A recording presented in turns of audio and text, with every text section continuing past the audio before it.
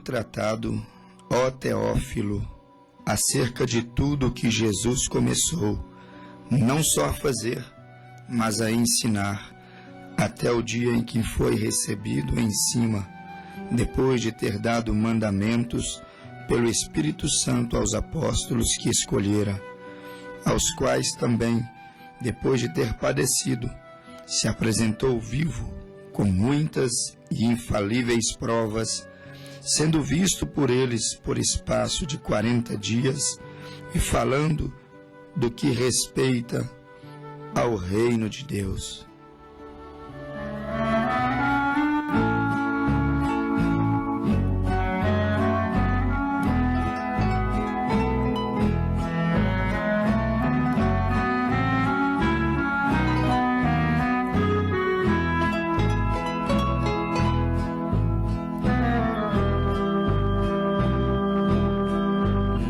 Existe tanta tristeza, tanta aflição.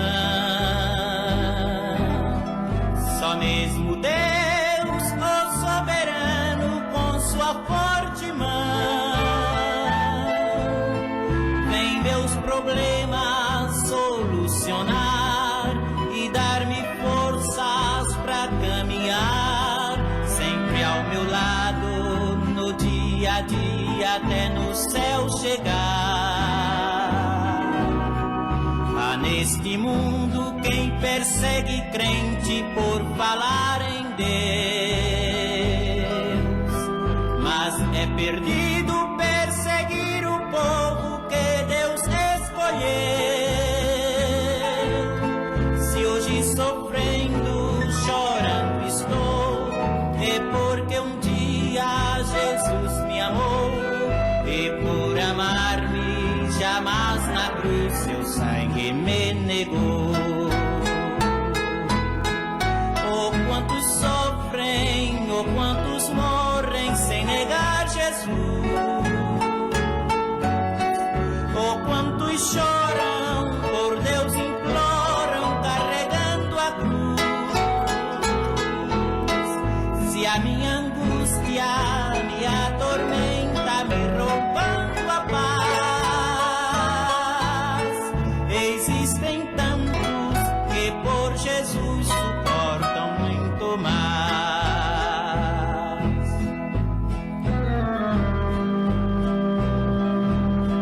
Ser perseguido pelo amor de Cristo e guardar a fé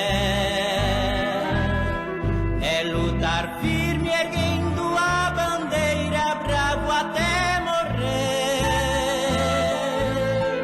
A minha vida muito custou, o preço dela Jesus pagou. Se hoje eu perdê-la, sei que irei morar com meu Senhor. Não desanimo, pois à minha frente vai o general. Não temo a morte, pois receberei de Deus um galardão. Deus é comigo, eu vencerei. No céu com Cristo eu cantarei. Sem mais lamento, eternamente eu serei feliz. Oh, quantos sofrem, oh, quantos morrem sem negar Jesus. Oh, quantos choram, por Deus imploram, carregando a cruz. Se a minha angústia me atormenta, me roubando a paz, existem tantos que por Jesus suportam muito mais. Existem tantos que por Jesus suportam muito mais. Existem tantos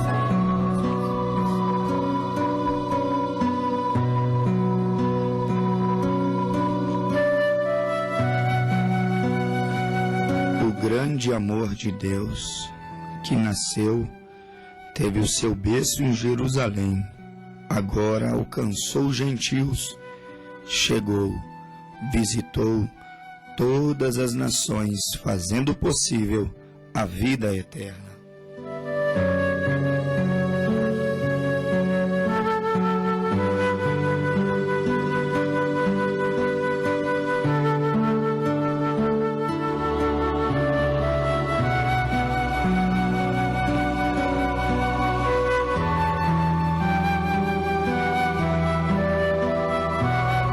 Cristo, primeiramente, estendeu os teus braços, a sua bondade, o seu amor ao povo judeu, onde ele mesmo nasceu.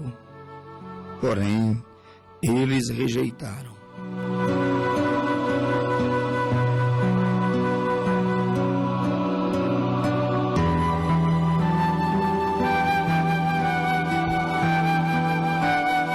Desta maneira está escrito em Atos 13:46, visto que rejeitais e vos julgais não dignos da vida eterna, eis que nós voltamos para os gentios, porque o Senhor assim nos mandou. Eu te pus para a luz dos gentios, para que sejas de salvação até os confins da terra. Deus visitou os judeus, mas se acharam indignos da vida eterna. E quando se acharam indignos da vida eterna, e então rejeitaram o Mestre, rejeitaram o Senhor, a Bíblia nos diz, em Atos 13:46 e 47, e 48, que Paulo foi enviado como luz ao povo gentil, luz às nações que não conheciam a Deus. Após a rejeição de Cristo nas terras de Israel, o apóstolo São Paulo visita os gentios, oferecendo-lhes a salvação. E para a surpresa dos judeus, para a surpresa dos próprios apóstolos, para a surpresa de todos eles, a Bíblia nos diz que os gentios, ouvindo isto, se alegraram e glorificaram e adoraram a palavra do Senhor, e creram todos quantos estavam ordenados para a vida eterna. E a Bíblia nos diz, e a palavra do Senhor se divulgava por toda aquela província gentílica, mas os judeus incitaram algumas mulheres religiosas e honestas e os principais da cidade e levantaram em perseguição contra Paulo, porque o evangelho de Cristo agora estava alcançando os renegados. O evangelho de Cristo, através do seu apóstolo, o apóstolo São Paulo, estava agora alcançando aqueles que eram considerados indignos, aqueles que eram considerados completamente perdidos. E aí então nós temos o grande escritor, aquele apóstolo, aquele homem inteligente. Nós temos então agora São Lucas, que desde os primeiros passos do Evangelho, ele começou a relatar, ele começou a estudar, ele começou a anotar tudo detalhadamente, a caminhada de Deus, desde o início da era cristã, que nasceu ali em Jerusalém. Você vê Lucas no capítulo 1, verso 1 em diante, você encontra Lucas dizendo: tendo, pois, muitos empreendido pôr em ordem a narração dos fatos que entre nós se cumpriram, segundo nos transmitiram os mesmos que os presenciaram desde o princípio e foram ministros da palavra, pareceu-me também a mim conveniente descrevê-los a ti, ó excelentíssimo Teófilo, por sua ordem, havendo-me já informado minuciosamente de tudo desde o princípio, para que conheças a certeza das coisas de que já estás informado. Nós temos aqui em Lucas capítulo 1 e também em Atos dos Apóstolos, capítulo de número 1, nós temos aqui os registros históricos. Nós temos aqui um parecer da Bíblia que aqueles homens, aqueles 40 homens que escreveram a Bíblia, mas homens divinamente inspirados por Deus, eles também observaram os fatos históricos. Eles também, meus amigos ouvintes, trataram de escrever por em ordem, trataram de se informar, de acordo com Lucas capítulo 1, verso 3, de tudo, minuciosamente, tudo o que acontecia, tudo o que era feito, e a Bíblia diz tudo o que era ensinado, aquilo tudo foi registrado. E nós poderíamos agora fazer um pequeno passeio pela história, ainda que de maneira resumida. Nós sabemos que a história cristã teve o seu berço em Jerusalém. Nós sabemos que a pessoa central do cristianismo não pode ser um homem, não pode ser um cardeal, não pode ser a figura de um grande líder, muito embora hoje o que mais é colocado na frente do povo são grandes figuras de líderes, grandes apóstolos, grandes bispos, grandes cardeais, grandes cantores, grandes homens lideram, se tornaram o ícone do Evangelho, se tornaram o alvo, o centro do Evangelho.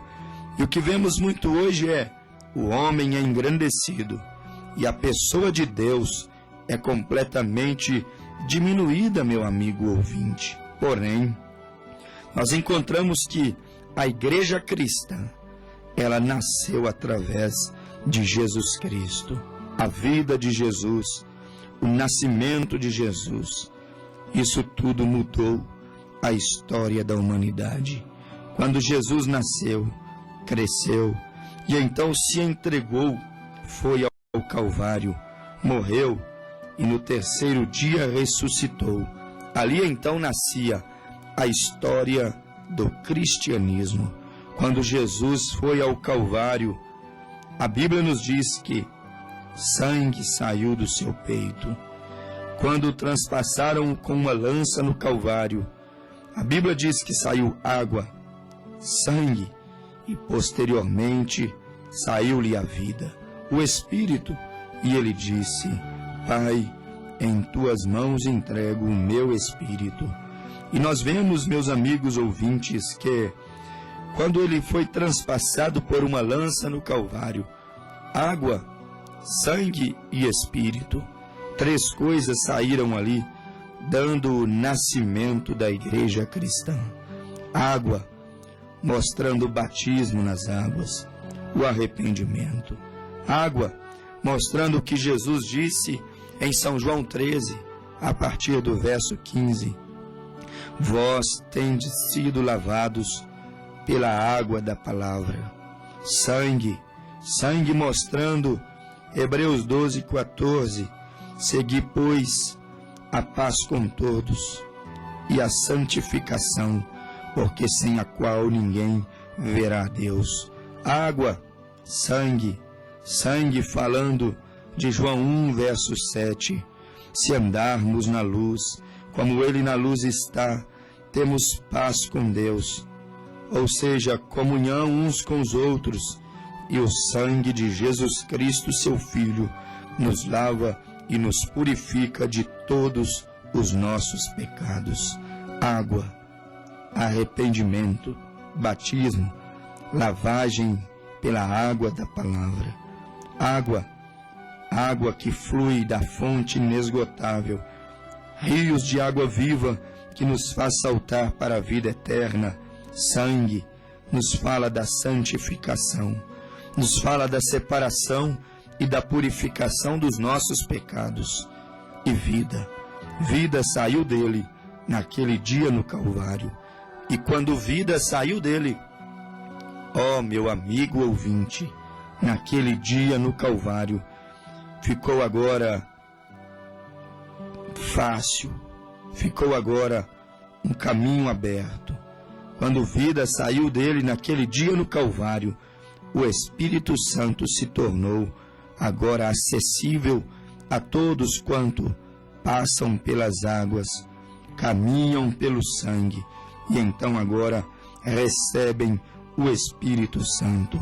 Água, sangue e Espírito saíram do seu peito naquele dia no Calvário e assim então nascendo a igreja cristã, que teve o seu berço em Jerusalém, que teve o seu berço ali nas terras de Israel, que teve o seu berço ali nos anos, por volta do ano 5 da era cristã, quando Cristo já estava por ali, passando, nascendo, crescendo, vivendo, pregando, até que o dia do Calvário pudesse se cumprir. Nós encontramos, amigos ouvintes, que em Israel, volto a afirmar, nasceu a igreja cristã. Ela teve o seu berço, não na França, não na Inglaterra, não em Roma. Ela teve o seu berço, não nos Estados Unidos da América, não no Brasil, mas a igreja cristã nasceu nas terras de Israel. A igreja cristã nasceu com seu fundador.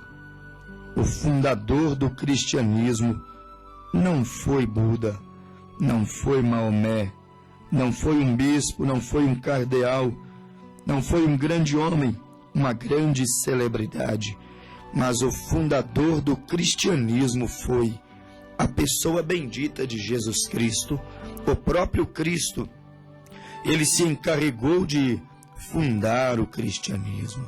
O próprio Cristo, ele mesmo no Calvário, deu o nascimento da verdadeira vida cristã. Ele deu o nascimento do cristianismo, que está baseado sobre morte, sepultamento e ressurreição. Aí está os primeiros passos do cristianismo. Porém, meu amigo ouvinte, é uma longa caminhada. Nasceu por volta do século V e até hoje está se desenvolvendo. Cristo morreu, foi sepultado, ressuscitou, foi assunto aos céus. Cristo deixou em Israel os seus discípulos, seus apóstolos, deixou em Israel os seus comissionados. Ele os deixou por ali pregando a palavra de Deus. Ele os deixou por ali anunciando o caminho do reino, as boas novas. O apóstolo São Paulo também esteve por ali. E o apóstolo São Paulo já advertia. O apóstolo São Paulo já temia que, após a sua partida, pudesse ser levantados alguns lobos vorazes no meio da igreja cristã. Naquela igreja que dava os seus primeiros passos. O apóstolo São Paulo já advertia em 1 Tessalonicenses, ou 1 Timóteo capítulo 3, acerca da apostasia. Ele já advertia em 1 Timóteo capítulo de número 4, acerca daqueles que não suportariam, não sofreriam, não dariam conta de ouvir a sã doutrina, e eles então pudessem começar a inventar coisas. O apóstolo São Paulo já pressentia a queda espiritual que a igreja que nasceu em Jerusalém, em Israel, pudesse viver. E Paulo, de maneira profética, ele disse: mas o Espírito expressamente diz que nos últimos tempos apostatarão alguns da fé, dando ouvidos a espíritos enganadores e a doutrinas de demônios, pela hipocrisia de homens que falam mentira, tendo cauterizado a sua própria consciência, proibindo o casamento, ordenando a abstinência dos manjares que Deus criou para os fiéis e para os que conhecem a verdade, a fim de usarem deles com ações de graça, porque toda criatura de Deus é boa, e não há nada que rejeitar, senão sendo recebido com ações de graças. Paulo previa, Paulo já advertia acerca da apostasia dos últimos dias. Paulo já havia escrito a Timóteo, em Timóteo, 2 Timóteo, capítulo 3, ele disse que sobreviriam tempos trabalhosos, iriam vir sobre a igreja. Ele dizia: sabe, porém, isto, que nos últimos dias sobrevirão tempos trabalhosos, tempos difíceis. Ele já havia profetizado que viriam tempos quando os homens estariam desviando-se da verdade. Como ele disse em 2 Timóteo, capítulo de número 4, conjuro-te, pois, diante de Deus e do Senhor Jesus Cristo, que há de julgar vivos e mortos na sua vinda e no seu reino, que pregues a palavra, inster, em tempo ou fora de tempo, redarguas, repreendas, exorte com toda a longanimidade e doutrina, porque virá tempo em que não suportarão a sã doutrina, mas tendo comichão nos ouvidos, amontoarão para si doutores, conforme as suas próprias concupiscências, desviando os ouvidos da verdade, voltando às fábulas. Mas tu, sê sóbrio em tudo, sofre as aflições, faze a obra de um evangelista, cumpre o teu ministério. Foi profetizado, está escrito que viriam os tempos de calamidade. Foi profetizado, estava escrito que viriam os tempos quando os homens não suportariam a sã doutrina. Foi profetizado que o espírito do anticristo, ele reinaria nos dias em que nós estamos vivendo. Foi profetizado que a igreja que nasceu em Jerusalém, que teve como fundador a pessoa bendita de Jesus Cristo, foi profetizado que o cristianismo, que está baseado sobre morte, sepultamento e ressurreição de Jesus Cristo, viveria um tempo de prova, viveria um tempo de dificuldade, mas lamentavelmente os homens não conseguem perceber. Paulo morreu, Pedro morreu, João, o último apóstolo a morrer, morreu na idade natural, morreu de velhice. Todos eles partiram, Bartolomeu, Tomé, todos os apóstolos, todos os discípulos, aqueles que carregavam os colunas da igreja, Pedro, Tiago, João, também o apóstolo Paulo, considerado abortivo de Cristo, todos eles morreram. E quando morreram, meu amigo ouvinte, a igreja entrou em um estado de calamidade. Quando morreram, a igreja começou a sofrer espiritualmente. Quando morreram, então Deus virou as costas aos judeus e voltou a trabalhar agora com os gentios. Sendo que no ano 53 da era cristã, nós vemos Paulo começando a pregar a era de Éfeso, como está escrito em Apocalipse, capítulo de número 2, verso de número 1 até o verso de número 7.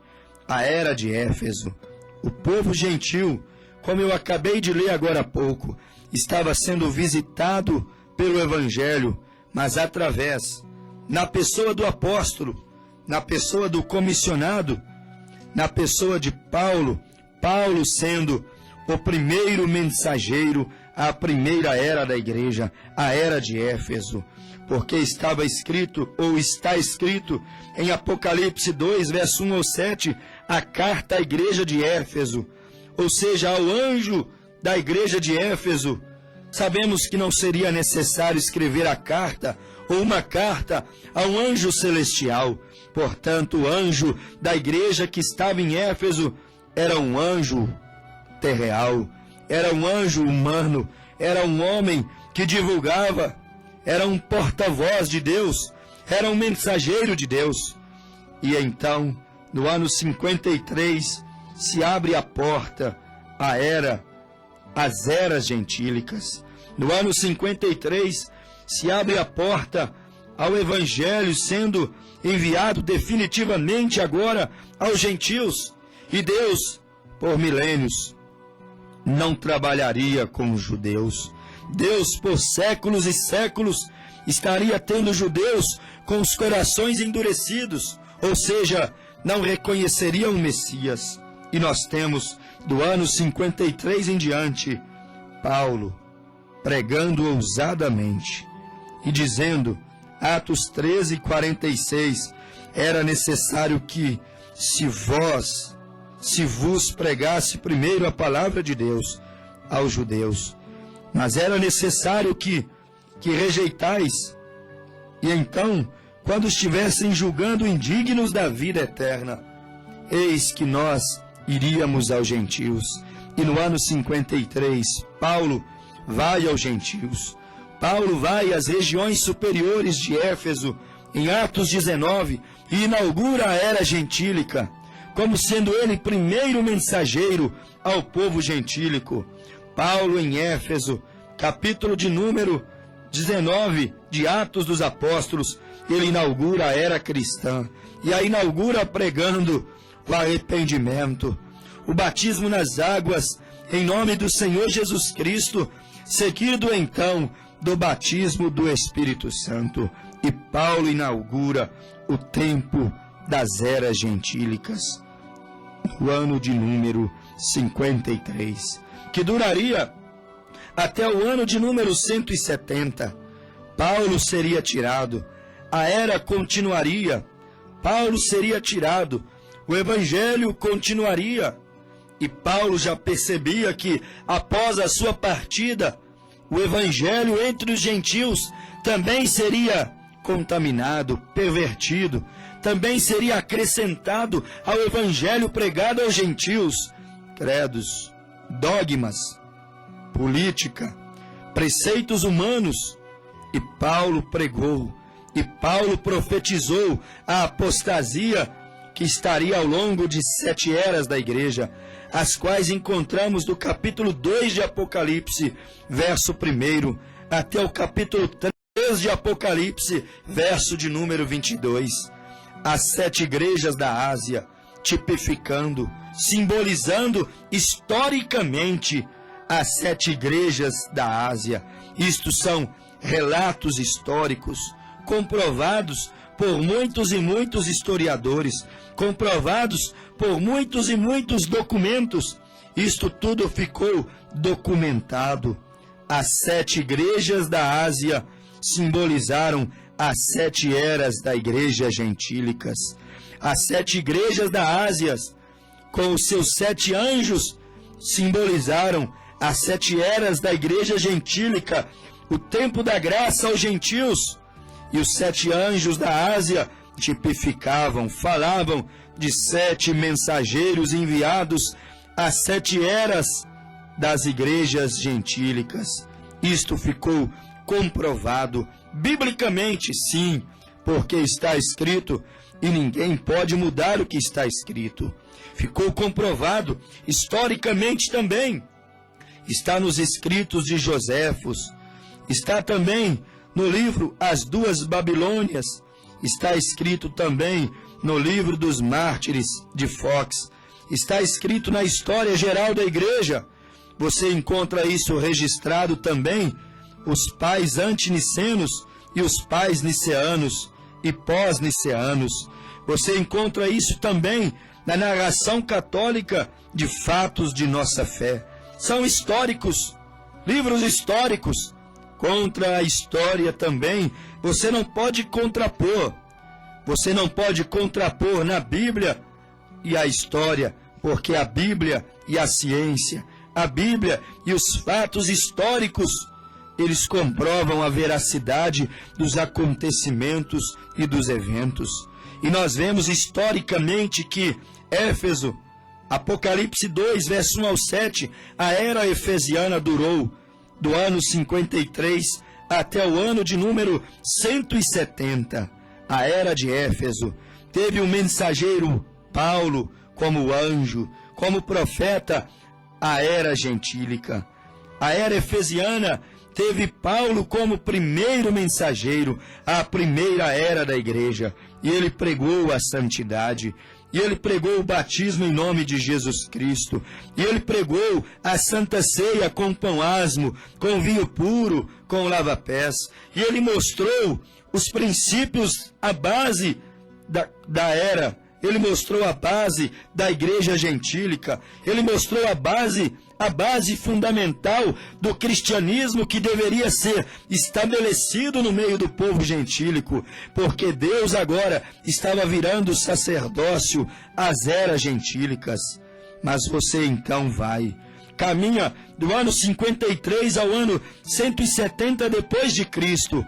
Paulo é tirado, e quando Paulo é tirado, começa a se estabelecer então as eras negras da igreja, ou seja, chegou aquele momento crucial para a igreja, quando a igreja então começa a perder a liderança do Espírito Santo, quando a igreja então começa a perder a autoridade de Deus, quando a igreja então começa agora a perder o seu profeta, então perdeu a liderança espiritual, e ao restante da era de Éfeso, entrou-se então o paganismo, entrou-se então o joio e se misturou com o trigo, entrou-se então a doutrina romana, se infiltrando no meio da doutrina cristã, e agora estava sendo acasalado paganismo com cristianismo, e a era começou a se escurecer.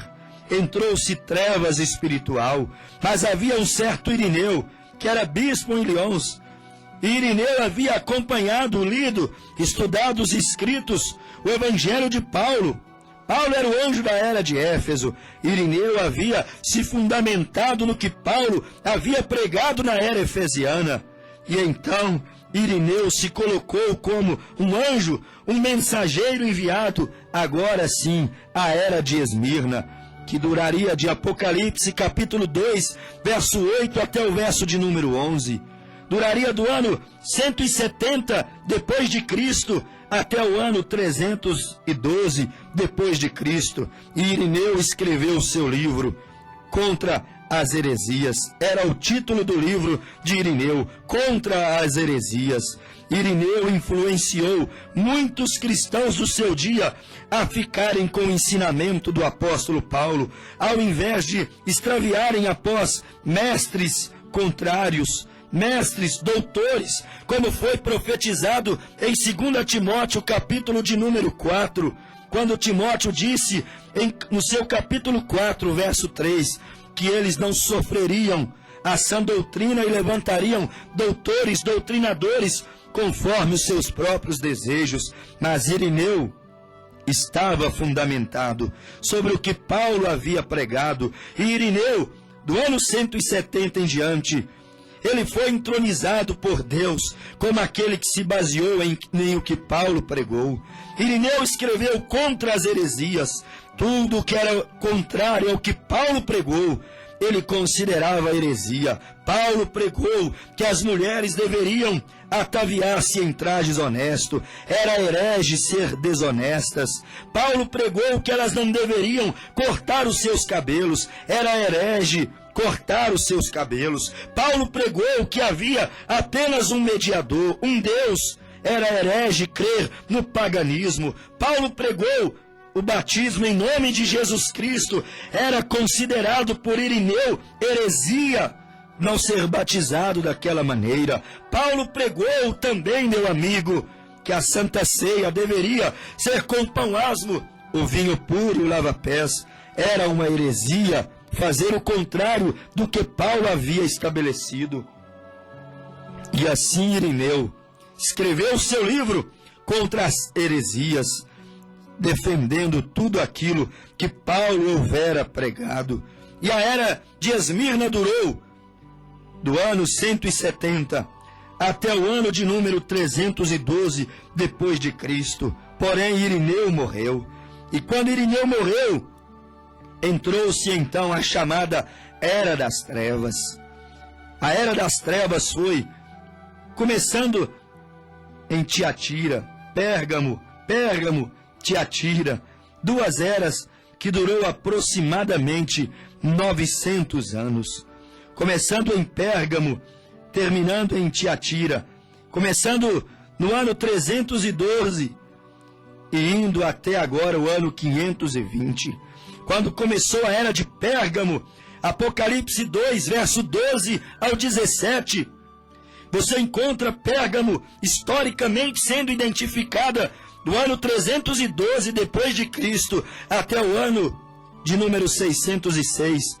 E ali levantou um mensageiro chamado Martim. Martim então levantou, pregando a palavra do Senhor. Martim então levantou, foi o mensageiro à era de Pérgamo. Corajosamente, ele resistiu à hibridização, à mistura da igreja, porque a igreja romana controlava os centros de aprendizagens, o que fez aumentar cada vez mais a dificuldade da verdadeira vinha em preservar os ensinamentos apostólicos. Agora, tal estágio estabeleceu as eras das trevas. A era da igreja de Pérgamo havia casado a política com a igreja. O Estado uniu-se com a igreja e foi uma longa era, passando de Pérgamo, entrando em Tiatira, que começou em 606 e durou mais ou menos 900 anos, terminando por volta do ano 1520 depois de Cristo. Apocalipse capítulo 2, verso 18 até o verso de número 29. E lá estava a era das trevas. Os historiadores algumas vezes chamaram este período de as eras negras da igreja. Muito apropriadamente, porque a luz da palavra de Deus havia diminuído tanto que quase escureceu completamente. Agora a igreja predominante daqueles dias, isso está registrado, isso é histórico, isso está na história. A igreja daqueles dias, romana, se tornou uma rede organizada, dominou a Europa, permaneceu poderosa ao manter a palavra de Deus distante, longe das massas, usando dogmas, superstições, medo, martírio, condenação aos que se opunham para governar sobre as pessoas. Mas havia sido profetizado que se o grão de trigo caísse na terra e morresse, daria outros frutos. Enquanto ela crescia na era das trevas, cristãos morriam. A semente da palavra de Deus era plantada. Na primeira era da igreja, o grão de trigo tinha morrido. Porém, a semente original, a semente que caiu na terra, os cristãos que o seu sangue regava a terra, eles estavam agora brotando. Surgia uma igreja subterrânea, estava brotando, estabelecendo raízes, estava brotando sem que ninguém pudesse perceber. E então, lá na Escócia, nascia então um homem. Começava-se então agora uma nova era da igreja. Lá na Escócia, no ano 606, levantava um homem chamado Columba, mensageiro para a quarta era da igreja, a era de Tiatira, Apocalipse 2, verso 18. E Columba foi levantado, mensageiro para a quarta era, a era de Tiatira. E quando Columba foi levantado na Escócia, a quarta era da igreja provou o mesmo em meio a densas trevas. A verdadeira igreja, a verdadeira semente de Deus, pôde perseverar e vencer, apesar de tudo. Finalmente, esta semente da verdade enterrada surgiu como uma pequenina folha verde no ar. E então veio-se a era de Sardes, que começou por volta do ano 1517, Apocalipse 3, verso 1 até o verso de número 6, você encontra o nascimento da era de Sardes, quando seu mensageiro, um jovem sacerdote chamado Martim Lutero, escreveu suas teses contra a igreja romana e as pregou à porta da igreja de todos os santos de Wittenberg, na Alemanha. Os debates públicos se seguiam, agitavam os cristãos. Por séculos, a Igreja Romana ensinou às pessoas que a salvação se ganhava por indulgências, por obras, mas Lutero protestou. Ele se levantou com as cartas de São Paulo, escrevendo que a graça, porque pela graça sois salvos, por meio da fé, não indulgências, não sacrifícios, não romarias, mas pela graça sois salvos, mediante a fé. Isto não vem de vós, é dom de Deus, não vem das obras, para que ninguém se glorie. Lutero concordou com Paulo, que a salvação vem somente pela fé, e pela fé em Jesus Cristo. Mas, lamentavelmente, as trevas continuou, porque os seguidores de Lutero se organizaram. E quando eles se organizaram, meus ouvintes, eles cometeram o mesmo erro da Igreja Romana. Cometeram o mesmo erro. Arruinaram com a Igreja Luterana. Eles se organizaram num sistema de liderança que excluiu a liderança do Espírito Santo e, consequentemente, disse para a era de Sardes: Deus, eu sei as tuas obras, que tens o nome de que vives, mas que está morto. Eles nasceram, pregaram contra o pecado do seu dia, mas se organizaram e morreram. Finalmente, a era da Igreja Luterana, ou seja, aquela era de Sardes, de 1520 a 1750, aquela era morreu, se organizou pela liderança de homens politicamente movidos, agora lideravam a igreja. E então, em 1750, nasceu-se a era de Filadélfia. 1750, Deus levantou João Wesley, um ministro na Inglaterra. Em 1738, Wesley ouviu alguém lendo o prefácio de Martim Lutero na carta de Paulo aos Romanos. Paulo e Lutero inspiraram a Wesley a abraçar a salvação pela fé. E Wesley pregou que o justo se salvaria pela fé, que o evangelho não precisaria ser vendido, financiado. Wesley pregou contra as campanhas que financiavam as bênçãos, que financiavam a salvação. Wesley pregou contra as campanhas que negociavam, vendiam a salvação, vendiam a bênção, vendiam a prosperidade. E Wesley viu que Lutero estava com a verdade, Paulo estava com a verdade, o justo se salvaria pela fé.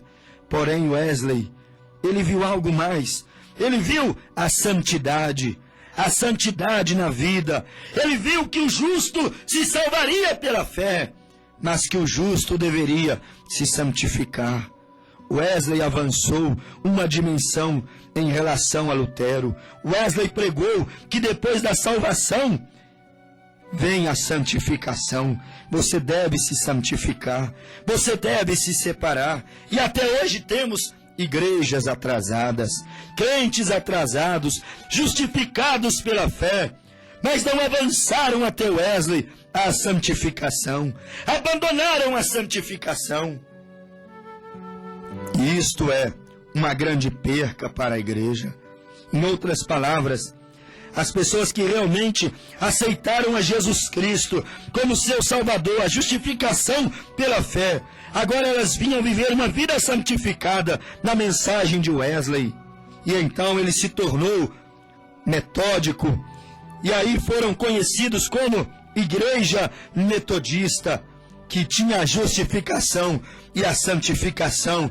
Expandiu o Evangelho, a era da porta aberta, a gloriosa era metodista. Mas que, ao passar das eras, ao passar os anos, de 1750 até 1906, ela entrou em trevas e permitiu a liderança de homens sobrepor, consequentemente, limitar a liderança do Espírito Santo, como Wesley era liderado pelo Espírito Santo, e na história foi chamado de um tição que pregava veementemente a santidade de Deus. E então agora se escurecia a era de Filadélfia, se escurecia João Wesley, se escurecia a era metódica, e se abria agora, em 1906, a era de Laodiceia, quando Deus restaurou os dons do Espírito Santo a um grupo de pessoas na missão da Rua Azusa, em Los Angeles, Califórnia. Começando com aquele pequeno grupo de cristãos, os dons do Espírito Santo agora, na era de Laodiceia, estariam impactando os cristãos. Espalharam rapidamente, de igreja em igreja, causando o grande reavivamento mundial, que se tornou o atual movimento pentecostal, a grande bênção, o grande cumprimento dos dons de Deus. A era de Filadélfia dormiu, apagou-se em 1906 e abriu-se a era de Laodiceia, o derramamento dos dons espirituais. E tudo aquilo foi uma bênção, um grande mover de Deus. Mas lamentavelmente a história não parou de ser escrita. Lamentavelmente, o que começou com tal promessa, finalmente seguiu os passos das eras passadas, denominando-se, escurecendo-se, e Laodiceia escureceu-se, e Laodiceia não deu mais a sua luz, e o Pentecostes está minguando, e o Pentecostes verdadeiro está apagando, e a morte está imperando na era de Laodiceia. E esta era de Laodiceia pentecostal organizou seu movimento de tal maneira que suas cercas doutrinárias revestiram os mourões das cercas com concreto, fecharam os portões de modo que o Espírito Santo não pode levá-los adiante. A um caminho mais alto, estagnaram, pararam. Jesus repreendeu a era da igreja de Laodiceia. Apocalipse 3, verso de número 17 em diante. Assim, porque és morno, não és frio nem quente, se tornou laodiceiano, vomitar-te-ei da minha boca. Porque fizestes muralha, estagnastes, fizestes cercas doutrinárias, vomitar-te-ei da minha boca. E como dizes, rico sou, estou enriquecido, de nada tenho falta, mas não sabes que és desgraçado, miserável, pobre, cego e nu. 1906, nasceu a era pentecostal, a era de Laodiceia, a última era da igreja. Porém se denominou e ficou profetizado que na era de Laodiceia Deus levantaria a voz do sétimo anjo de Apocalipse 17. Ficou profetizado que Deus se levantaria o ministério de Malaquias capítulo 4, verso de número 5. Eis que vos envio o profeta Elias, antes que venha o grande e terrível dia do Senhor, e converterá o coração dos pais aos filhos, e o coração dos filhos aos seus pais. Há quem diz, isso é João Batista, São Lucas capítulo 1, verso 17. A Bíblia diz que João Batista iria diante dele, no espírito e virtude de Elias. Mas, meu amigo ouvinte, para converter o coração apenas dos pais aos filhos, ou seja, dos pais primitivos à fé dos apóstolos da atualidade, daqueles dias de João Batista. Porém, a profecia de Malaquias 4, verso de número 5 e 6 diz que viria um Elias para converter a fé dos filhos de Laodiceia, a fé dos filhos pentecostais, a fé dos filhos da última hora, até a volta dos nossos pais apostólicos, a fé dos nossos pais, mas nossos pais apostólicos. Meus amados e preciosos ouvintes, Deus está com uma mensagem de restauração, convertendo os filhos da hora, os filhos do Pentecostes, os filhos da Rua Azusa, até a fé da igreja de Atos dos Apóstolos, até a fé, a doutrina original dos apóstolos e dos profetas. Não vamos substituir a liderança de Deus pela liderança dos homens. Não vamos cometer o mesmo erro que Éfeso, Esmirna, Pérgamo, Sardes, Tiatira e Filadélfia cometeram. Vamos voltar à doutrina original. Vamos voltar à fé original. Meu amigo, as profecias estão se cumprindo. Mateus 17:11, Jesus nos disse, lembrando que em Mateus capítulo 14, João Batista já havia morrido, Jesus pronunciou o verbo errado. Jesus disse, na verdade Elias virá primeiro e restaurará todas as coisas. E ele disse, mas digo-vos que Elias já veio e não o conheceram, fizeram com ele tudo quanto quiseram. Observe vocês, meu ouvinte, quando ele disse Elias já veio, falava de João Batista. Quando ele disse Elias virá e restaurará todas as coisas, falava do Elias que seria enviado à era de Laodiceia. O Elias que seria enviado a este momento, que viria para restaurar todas as coisas. Mateus 17:11. Mateus 17:11 não poderia ser João Batista. João Batista não restaurou nada. João Batista só anunciou a primeira vinda de Jesus. João Batista não foi um restaurador. Ele simplesmente anunciou a vinda, o nascimento de Jesus, o Cordeiro de Deus. A mensagem de João Batista, o Elias que veio aos pais, não foi de restauração, mas a mensagem de Elias que viria aos filhos, a era pentecostal, a era de Laodiceia, seria uma mensagem de restauração, nos levando de volta ao ensinamento da igreja modelo, a igreja primitiva, a igreja apostólica, a igreja daqueles primeiros dias. O Elias de Malaquias 4, verso 5, não pode ser João Batista. Quando diz que ele converteria o coração, que ele viria antes do grande e terrível dia do Senhor, não pode ser João Batista. Porque o Elias, João Batista, ele não presenciou um grande e terrível dia. O grande e terrível dia do Senhor está por vir. Eis aí o grande e terrível dia do Senhor, a grande tribulação, após o arrebatamento da igreja. Mas ficou profetizado que antes, não depois, virá sim 2 testemunhas em Israel.